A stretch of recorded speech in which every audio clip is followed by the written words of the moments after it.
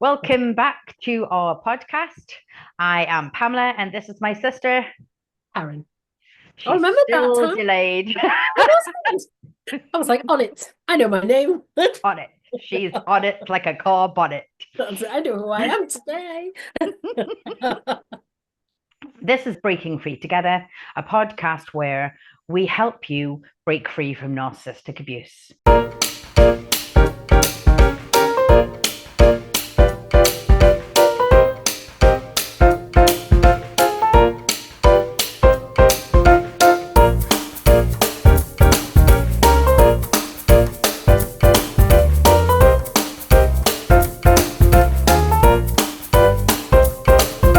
So, thank you for tuning in and welcome back. Today, we're talking about the big one, finding our voice, overcoming the fear of speaking up.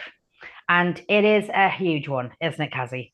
It is definitely one that, well, both of us have struggled with and continue to do so, don't we? I think, yeah, it's all about moving forward and just working on ourselves so we get stronger and stronger and overcome these obstacles. It's a work in progress, isn't it? So It yeah. is. It definitely is. But that is the healing journey. As we were saying just before we started recording, the healing is it just doesn't go away. You No. don't get to a point where you say, "Oh, I'm done now. I'm healed now. I've gone through it." There will be times where even when you have worked on yourself for many years or months or however, whatever the time is, you're going to be triggered by something. The difference is when you get that far along, the trigger is not going to affect you just as No. much. And you will have tools in place to be able to handle that trigger. So the purpose of the episode today is to highlight how this has affected victims of abuse. People don't fully comprehend unless they have been in the firing line of abuse from a narcissist how debilitating is probably a good Mm. word. I'll talk a bit later about my school years and how I found it difficult to speak up then, but that has been an ongoing process right up until my training. Even when I started training as a therapist, there was only a small group of us doing the in the course, but still for the first wee while, maybe 6 months, when the tutor was kind of opening it to the room, I'm like, ask somebody else. I'm not, Yeah. I can't, because you're just so scared of putting yourself out there. And it's that opening Yeah. yourself up to whatever might come in, which Yeah. ordinarily, if you have been raised in a healthy household, your voice will have been heard. There will have been no criticism or dismissal or discard or mockery.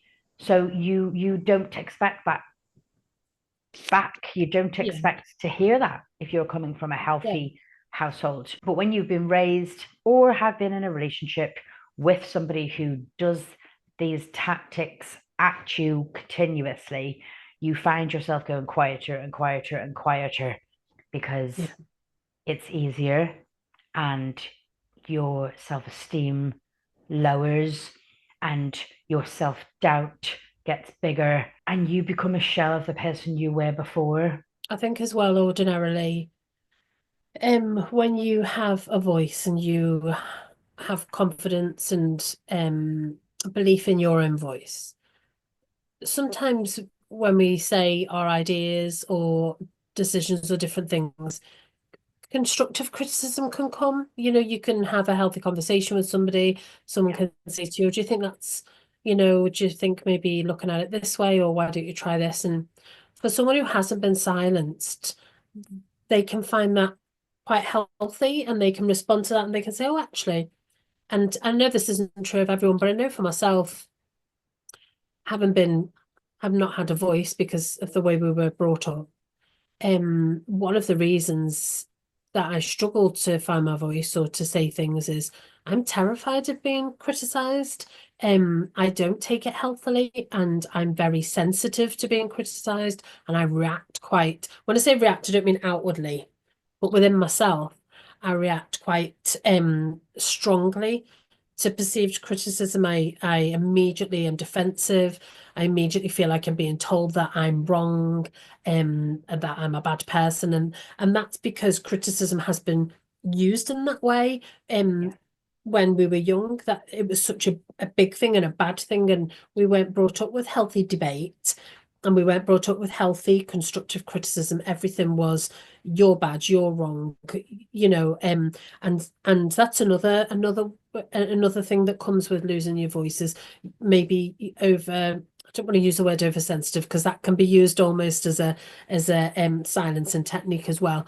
But I find that I don't react in healthy ways to being challenged on things, or by people asking me, or have you thought of a different way of looking at it, or and that can also come with not having a voice, is not having a healthy way to deal with having a voice and all that comes with that.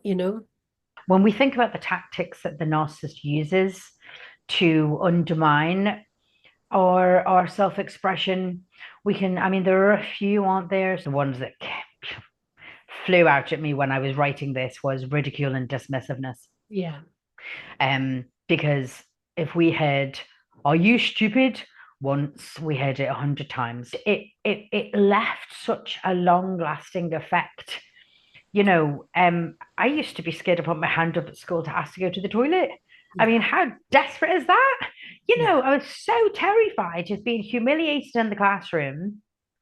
I would sit in agony waiting for the bell to go because I didn't want everybody else looking at me, and I couldn't cope with the idea that I would be humiliated Yeah. like we were continuously at home. Very similar. It's funny when you were saying about that, struck a chord so much because I remember at least on 2 occasions of actually wetting myself at school Yeah. because I was scared to ask for the toilet.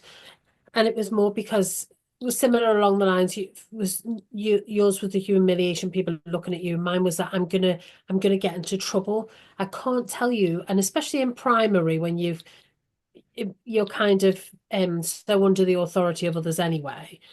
But the amount of times that I got myself into so much trouble because I was scared to ask, because I thought I would get in trouble for asking. We'd gone to Martin Mere to the with the class for remember the bird sanctuary, Martin Mere. We'd gone there and we were watching, part of it was going around seeing the birds, part of it was watching the slideshow, and we were all sat in the dark watching the slideshow, and I needed the toilet desperately, and I was scared to get up out of my seat because putting my hand up was no good. No one would see me. It was all dark. And I was terrified if I got out of my seat and went and asked the teacher to use the toilet, I would get told off. So I sat there, and in the end, I just couldn't hold it anymore. And as the end the slides came up, I wet myself, and I heard the boy behind me going, "Miss Karen's wet herself." Do you know what I mean? And then comes the humiliation. But yeah, the amount of different situations I got myself in because I was too scared to go and ask somebody. So it totally does leave that just almost like you don't want to be seen, you want to be under the radar, because to have your head above the radar at home cost us so much, didn't it? It was the children should be seen and not heard. Yeah. So we have the invalidation then. Mm. You are not valid, your voice is not valid, your opinion is not valid. Anything Yeah. you have to say is not important Yeah. anyway. Yeah. So, shut up, sit down. The adults are talking. Do you remember Yeah. that? How many times he would have said that? The adults are talking. Be quiet. The adults are talking. When we would visit family and friends, do you remember? We had our instructions before we went in those houses. Oh, yeah. We knew that we were to sit down, we were to be quiet, we went to ask questions, we went to ask for a drink, we went to ask anything. And to the point where even when we were offered things, we would say no Yeah. because we were like, oh no, Dad will be cross with us if we say yes. And you're made to feel like you're not even a person in your own right, that Yeah. you're not even a human being. I think it was really dehumanizing, to be honest with you, wasn't it? Was. Because you didn't feel like an individual person, like you said, with any kind of thoughts or any kind of ideas or preferences. We weren't allowed to prefer certain food. We weren't allowed to prefer certain drinks. We weren't allowed to prefer anything of our own, volition. It had to be what he said. You'll eat what's on that plate because we don't have enough money for anything else, which we all know is a load of rubbish, because the Yeah. options, there were other options in the Yeah. fridge or freezer. It was more control. You'll eat Mm. what I tell you to eat because Yeah. I'm telling you to eat it. Yeah. And I don't care whether you don't like it. That's it. Or you can, like, I have my youngest child has issues around food and struggles to expand his I mean he's doing better, Yeah, um he is. but I know that about him. I know him well enough to know what he likes and what he doesn't. And so I can jiggle around our family meals for the most part. Sometimes we end up having two separate things, but for the most part now, I can jiggle around family meals, the stuff that he likes. And we weren't children that only liked burgers and chicken nuggets and nothing else. So Dad could have just, if there were sprouts on the plate, there was other vegetables. We never disliked whole meals. So why couldn't we just not have sprouts on our plate because we didn't like the sprouts? There was carrots, there was cabbage, we could eat everything else. It was like, no, you had to, and you had to eat them. You didn't care if you didn't like them. You had to eat them. It was dominance. Mm, That's what yeah, it was. Dominance and control of who was in charge. yeah, Because it's common sense dictates that if it's about nutrition or if it's about not having money or not having enough in the house, which yes, we were raised poor. We were yeah, no, we were not a affluent family at all. no. But again, there were other vegetables available. Yeah, It that's what wasn't I'm like, saying. oh, the We only weren't refusing thing whole sprout. meals. No, but he knew we didn't like them. Yeah, He knew we didn't like them and yeah, had them put on our plate anyway. yeah. In the same way that he preferred, because he didn't like peppers. Mm-hmm. And yeah, he never made himself peppers, did he? He didn't No. have to eat peppers. He never liked them. In fact, he's never eaten them all of his life because he didn't like them. And he had that luxury of having a preference that he didn't like peppers, but we weren't afforded the luxury Yeah. of, you know, and Yeah. we know that there are parents. I mean, I'm the same. There are parents that are like, well, try a little bit of this, or Yeah. you don't want to make 9 different meals for your children, but that's not what we're talking about, are we? No. We're talking No. about the sake of leaving 3 sprouts off a plate that already has a couple of veg on there and meat on there that your child would eat, and Yeah. it's a healthy meal, and they'd Yeah. eat it. Do you know what I Yeah. mean? So, Yeah. but Yeah. yeah, It just it's the invalidation again, isn't it? Like, it's like what you think and what your preferences are do not matter, you no. know? No. And God help you if you argued that you didn't want to eat them. Yeah, You'll have them for breakfast. One of the long-term effects, obviously, as you've already mentioned, is the fear of confrontation or rejection. yeah, So, the fear of confrontation, then that goes both ways, whether you have been raised in a household with a narcissist or if you're living in a situation with a narcissist as a partner, husband, or wife. When it gets to the point of you coming home from work and if you raise a particular subject and even in the nicest possible way, ask a question or put forward a subject, and it's going to cause confrontation, you avoid talking about it. yeah, You avoid normal, healthy conversation. It's the fear of if I speak up, he's going to fly off the handle. And you know yeah, what? It's just easier for me the not to same speak thing. up Yeah, and over a period of time. Because, we've talked about this before. You don't get into a relationship with a narcissist knowing they're a narcissist. no, Sometimes it can take years for you to understand to realize that you're in a relationship with a narcissist. They're very good, they're chameleon like, you know, with their changing of personalities and moods. And of course, as we know in our experience, everybody outside the family home gets the best version of the narcissist behind closed doors. You're the one who, and if you told these people what this person was like, they go, are you nuts? Like, yeah, he's a lovely guy or he's a yeah. lovely man. They can be And very charming, can't they? it's one of the top characteristics of a narcissist is their charm and how very good they are Yeah, at the manipulation within that charm of making you feel like you're the best thing since sliced bread until you're not. The next one is your favorite one, Overthinking or avoiding Overthinking. communication. I don't overthink. Not at all. Not at all. Not at all. You don't have the conversation in your head for 16 hours. Imaginary conversations. I do that too. I do that too. Maybe not quite to the extent that you do, but I do. You do have these imaginary conversations. If I say this and they'll say this, and I'll say this, then I'll say this, then and then you have the conversation with the person that didn't say any of that. And you're like, No. huh?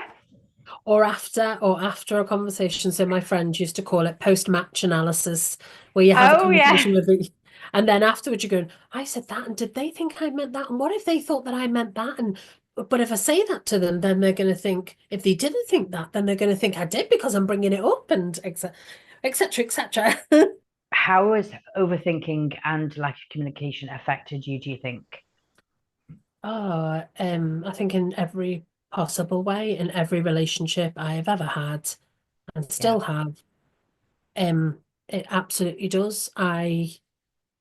And it's something that is a continuous struggle for me. I maybe am just starting now to, I've done it in little bits, but it's still a real struggle down to not saying what my preferences are because I'm scared it's going to be the wrong preference, not saying how I really feel, the overthinking about, if I think, I mean, I can't tell you the amount of times that, so my partner and I don't live together.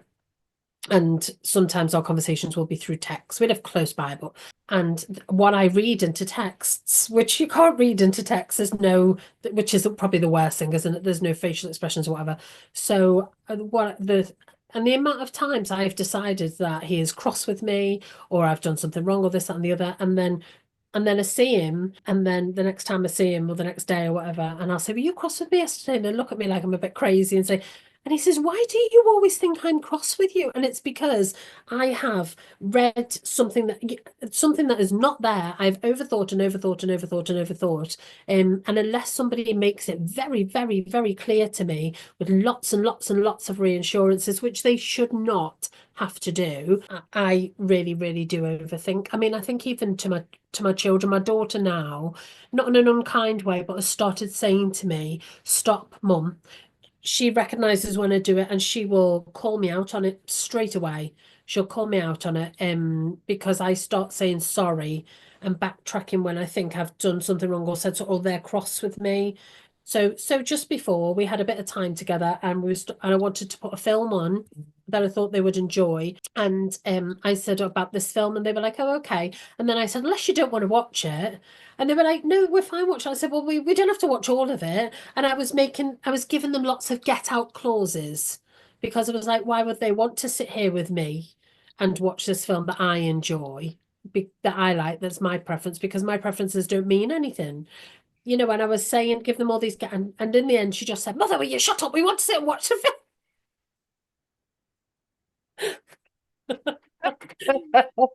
But you end up I make myself into the smallest possible version of myself that I can be. I think the only relationship it doesn't affect is ours. And I think it's only because you and I have been together from the beginning.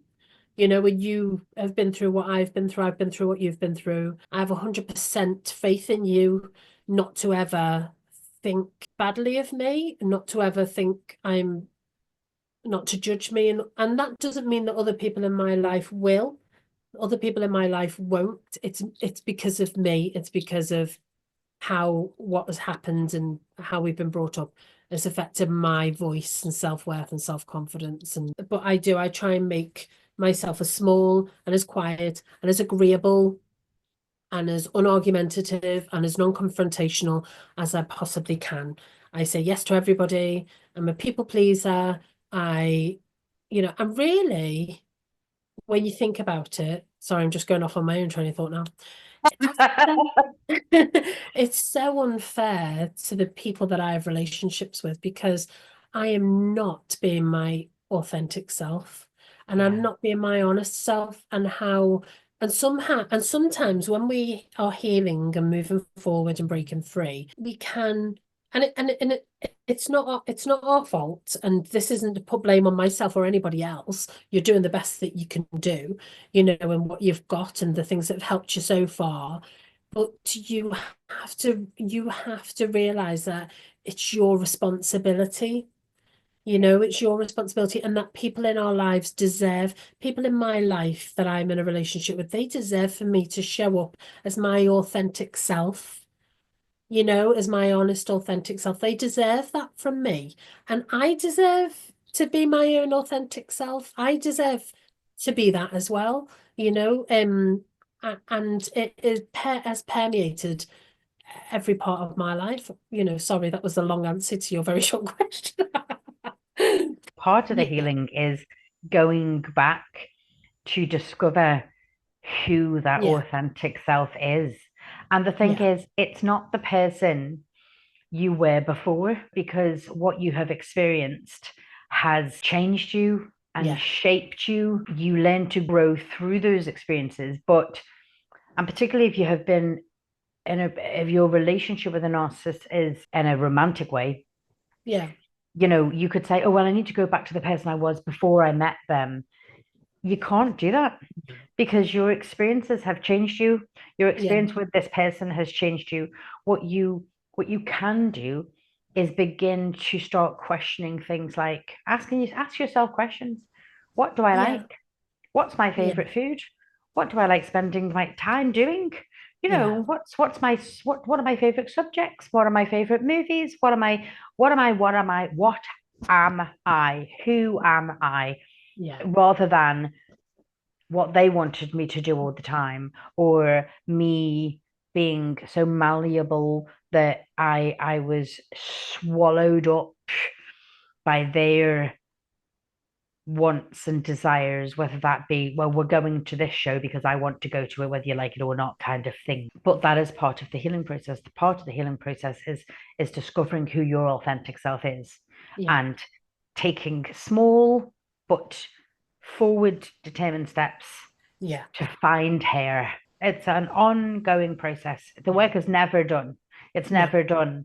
Because even when you get to that point of authentic self, you then kind of want to keep on working on yourself yeah, as you go forward, just yeah. ordinary self-development. Going on from what you were saying, what experience do you have of struggling to be able to advocate for yourself?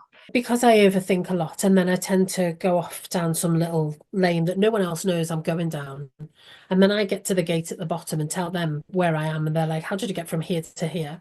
So I think with my partner, he said quite early on, "Look, let's not do this where you overthink and think I'm cross and get yourself all worked up and etc. etc. Why don't we just say how you're feeling, or why don't you just say to me, are you cross because?" And sometimes I haven't, because even though he has said to me, why don't we just say, I don't know what I'm scared. I'm scared that he'll be cross with me for needing the clarification and the reassurance. I'm scared that the answer will be, yes, I am cross with you. But on the times when I have said, are you cross with me because of this, or are you cross with me because of that? The response I've got has reiterated and concreted for me that it's okay to say that. It's okay to ask for reassurance, and it's okay to clarify. So I don't end up going off overthinking things and thinking that I've done wrong, or that I'm not important, or how I feel isn't important. And so I still need to work on that. That's not something that is, oh, I did it once and that was great and I do it all the time now. I've got to be really honest here. Oh, I still struggle to advocate for myself in lots of different relationships. But yeah, but there are when I have advocated for myself, it has not turned out badly. It doesn't happen the way I think it's going to happen. I think I'm going to get criticized. I think I'm going to get pulled down. I think I'm going to be told that what I think is not important, and that does not happen. So I just need to build on that and continue working at that. How about yourself? Well, yeah, I'll reiterate what I said earlier. Obviously, school. I hated school. That whole, oh, these are your best years of your life. They weren't for me. I hated it. I hated school. I hated the huge volume of kids. I hated being bullied. I hated being a Jehovah's Witness. I hated having our last name and the bullying that caused us. And again, the lack of feeling in any way confident at all, which did not change at all for me. From No. high school through to getting married and having my children and getting divorced and all of that. As I began my training, it wasn't a big class, and we were all sort of adults of a 30 to 55-year range. So we're not talking about young, silly people. We're talking about, Yeah. adults. Everyone should have a voice. Everyone should feel Yeah. comfortable having a voice. And yes, it took me nearly 4 to 5 months to really feel in any way. And that was only because of the work we were doing in the class. Mm. And then also understanding that everybody in the class was as fucked up as me, Yeah. which is why we were all there. Yeah.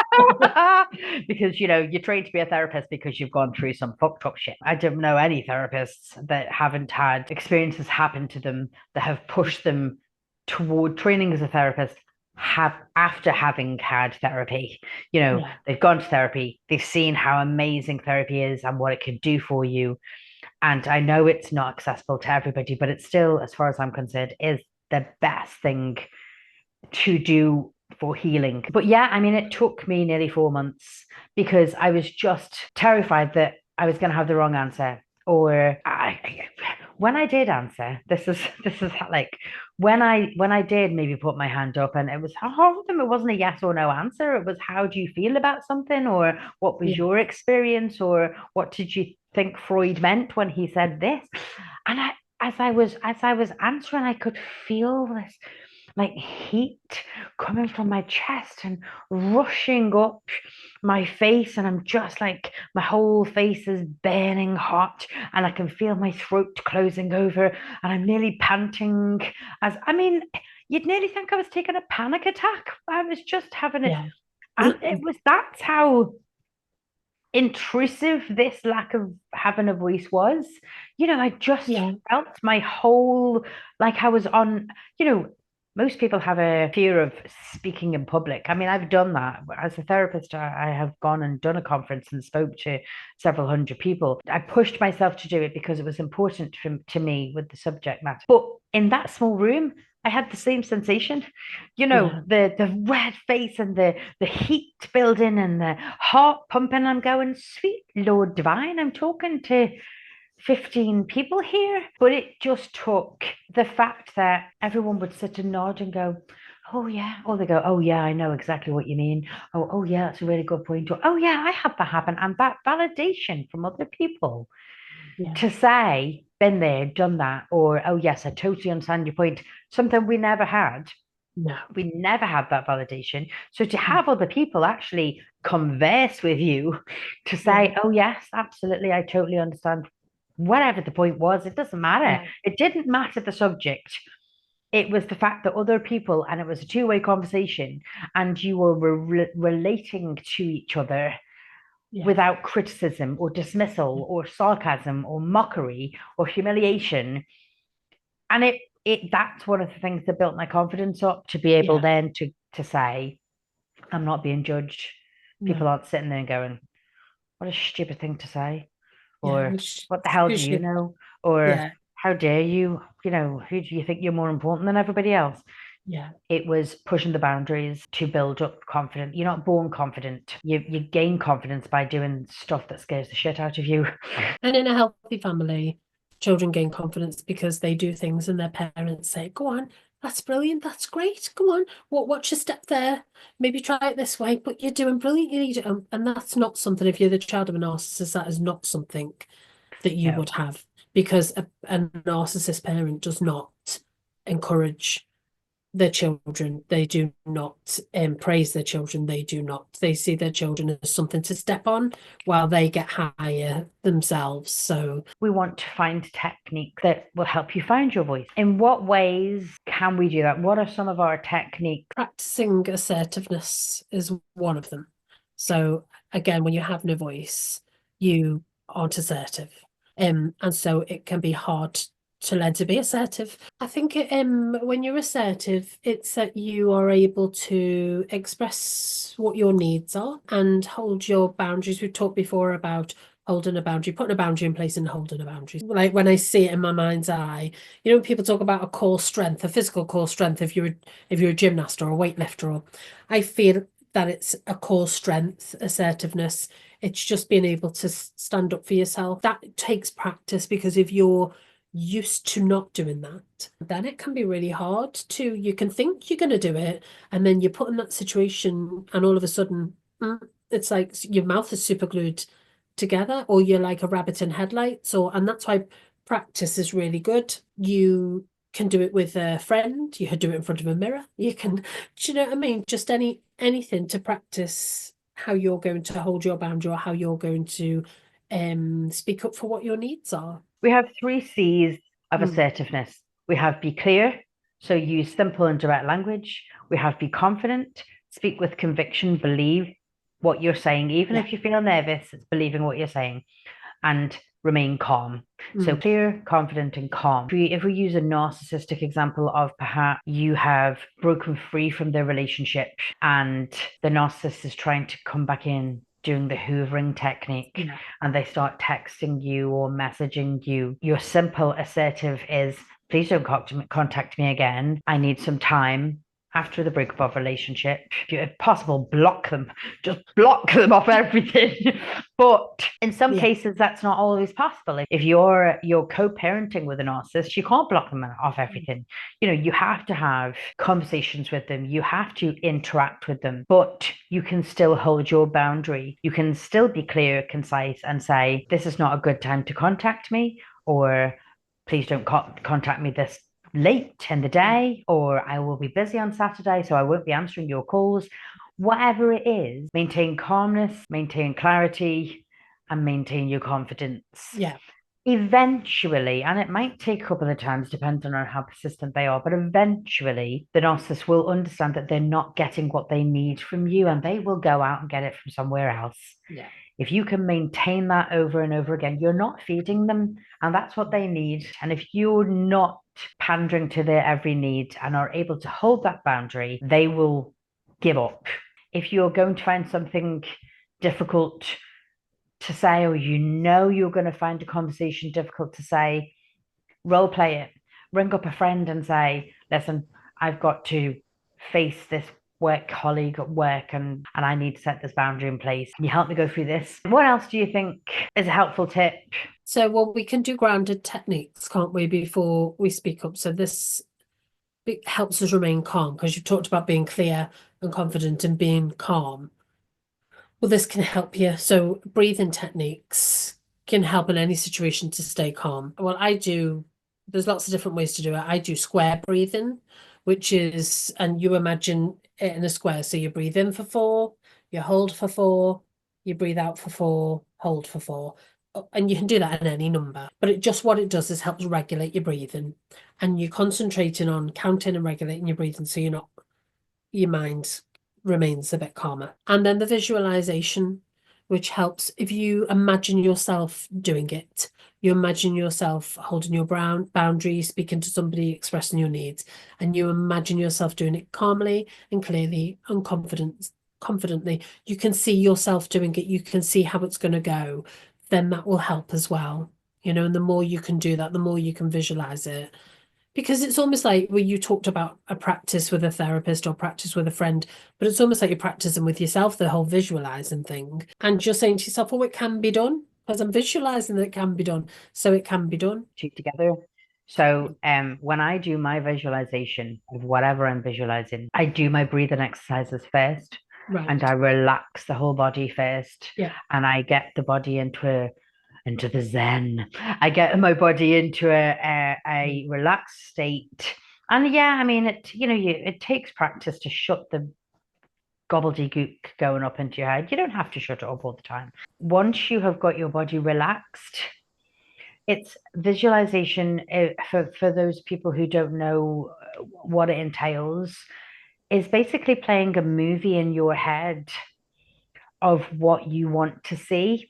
And this is scientifically backed. There are athletes who have been doing this for years. There are pro golfers who have expounded this and said that they visualize making the right shot and getting the hole in one. Michael Jordan is another one, scientifically backed, that if the plasticity in your brain that if you play it over and over and over again, your brain then attracts that actual thing to you. Yeah. But it's exactly what you said a minute ago when you said you're practicing it. But Yeah. as you're practicing it, you're building up that self-confidence. It's like having that conversation 100 times Yeah. without actually having to have that conversation. Yeah. So when it gets to the point where you're having that conversation, your brain is like, yeah, we got this. We've done it 100 times already. For me, visualization works in collaboration with breathing exercises, or if you want to go down the road of meditation, I will put my hand up. I'm a big meditation advocate, and yeah, I think I probably wouldn't have got this far without it. I've been doing it for over 10 years. Oh, holy moly, over 15 years. I have to remember what age I am there. It's like over 15 years, and it has been a lifesaver for me. I would implement those tools, but I would also start small. Yeah. About ordering at a restaurant, finding the voice to pick what you like, what you actually like. Not like if I go and someone else is paying for it, I pick the cheapest thing on the menu. Pick Or something you you actually just order what they're ordering because you don't yeah, want to be awkward. quick and easy and blah blah blah. So without hesitation, what you like, that's it. I like that. That's what I'm having. Not all but the prices. And then if there's a mistake in your order, so I know there are a lot of people who are like me. If there's some kind of mistake, I'd rather die than say you got my order wrong. I'm like, no, it's nice anyway. I'll eat it. Don't worry about it. 42 sprouts on my plate. Yes, it's okay. I didn't order. Yes, I ordered the vegan meat, the vegan whatever, but I'll eat the meatloaf. I'm I'm allergic to allergic to fish, but peanuts. yes. I'll have the peanut butter and jelly sandwich. Sorry, I'm not We making could fun of go people being on. allergic We to could go things. on. Yeah, no. No, no, no, no. I know. A little bit of Um, banter does no harm. or the other thing, and this is probably something I struggle with a lot, is expressing a preference. So, I think I mentioned this on a couple of our other podcasts about me not being able to choose where we go to eat or choose a movie. So my worst nightmare is when I go to Darren's house and he hands me the remote control and he says, "Pick a film," and I'm like, I'm in a panic attack. Pick one you like, and I can't cope with the fact that because if I picked one I liked, there's plenty on there that I liked, and I picked a like, but it's like, well, that means that I'm let me think this through now because I'm doing this real time. So what if I pick what I like and they don't like it and they're more important than me? Because that's what we've been taught. That's why we've got no voice, because I am not important. My preferences are not important. Other people are far more important than me. Adults, friends, adult parents, whatever, they are all more important than me, and their likes are more important than me. And so just shut up. Nobody is interested in who you are or what you like or what you have to say, and that. So if you can do that, if you can say what a preference is to family or friends, someone you feel, because this is the important thing, is that in a safe environment. So somebody you feel confident with, someone that you know is safe, a safe person, that won't criticize you, or then it's key to do those little things over and over and over again. And with that, celebrate each small victory. Yeah. When you do go to the restaurant and you do take charge of the menu and you do order what you want and you do stop the waiter and say, "Excuse me, there's a fly doing backstroke in my soup," go home and go, "Woo!" Because that might have been something you Yeah. didn't have the ability to do. Yeah.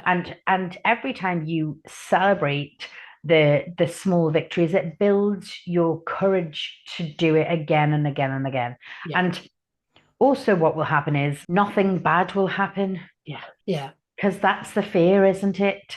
The fear is if we do this, it's like something bad's going to happen. I'm going to make a fool of myself, or the waiter's going to look at me like I'm this terrible person, or fill in the blank.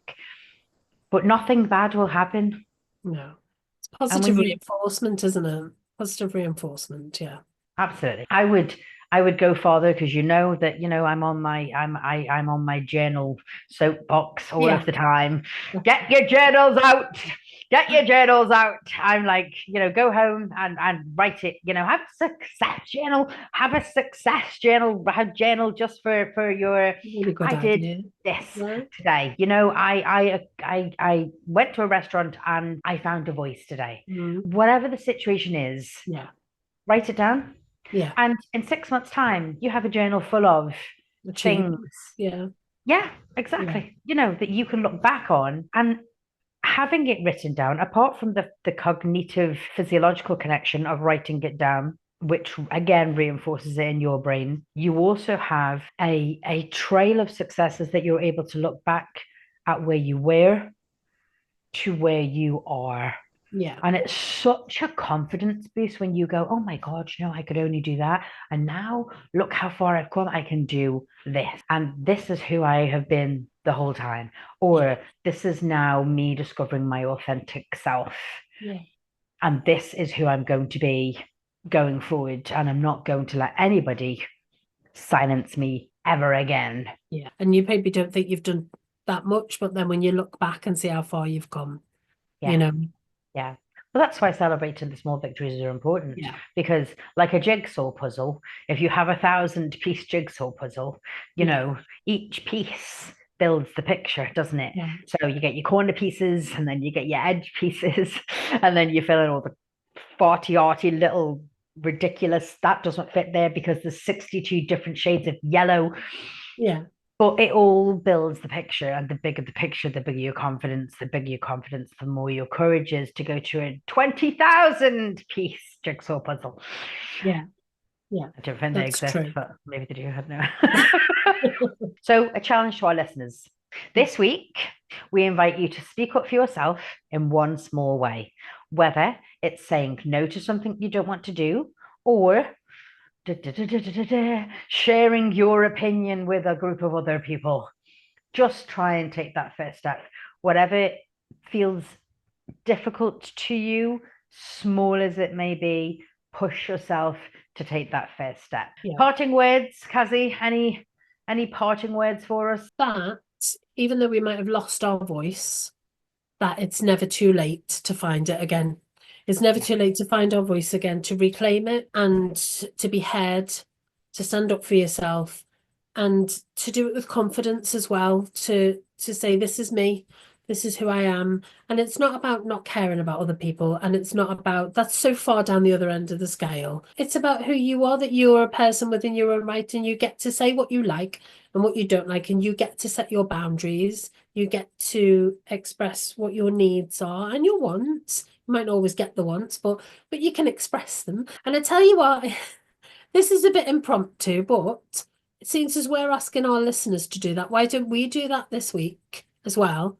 And when we come back on our podcast next week, we'll say to each other, now I'm tying myself up now because that means I've got to do it and I'll find it way harder than you. But that we both come back on and maybe start our podcast next week by saying what we did this week, because we're encouraging our listeners to do it, and then maybe that's something we could do as well. Yeah. And by all means, please put your challenges in the comments. Let's see your victories in the comments. Yeah. If you have been able to do this even before you've heard this podcast, if you have stories to tell us. Yes. Or if during this next 7 days between now and next week, you do pick up the mantle and take on the challenge of speaking up. We'd love to hear your experiences. We would, definitely. It's encouraging to us to see people's progress, because that's what we're here for. We really just want to offer our help and to break the intergenerational chain, so that our children or our children's children aren't having to replay what we've experienced. That's so true, because we're talking about our listeners telling us, and we will find joy in your victories. We really will, because I love looking at my children now. And please don't get me wrong, I've made so many mistakes as a parent, I'm sure, and I know I have. Yeah. But I know that one of the things I've tried so hard to do is allow them to have their own voice. And I love hearing them express it. I love that they can come to me and say to me, I don't really want to do that, or you were wrong when you said that, or no, I don't actually like that, or hearing them express that to other people. I love it. I jump for joy inside because that's not something I could ever do as a child. So what Pam's saying, that it encourages us because we want to help you. We know how that feels. We know how it feels to have no voice. And so if we help anybody at all, just in a small little way, to find their voice again, it would mean so much to us. It absolutely really would. Cassie is imploring you, please tell us. Imploring you, please tell us with your successes and victories, because it'll just give us such a joy. Don't you make fun of me. Would I ever? Me? I'm too innocent to do such No, awful things. you see the halo around her head. Exactly. It usually falls down and strangles me, but yeah. Okay, on that note, I think we may bring this to a close. Thank you for joining us this Thank week, you. and we'll see you next time. Bye. Bye, bye now, bye.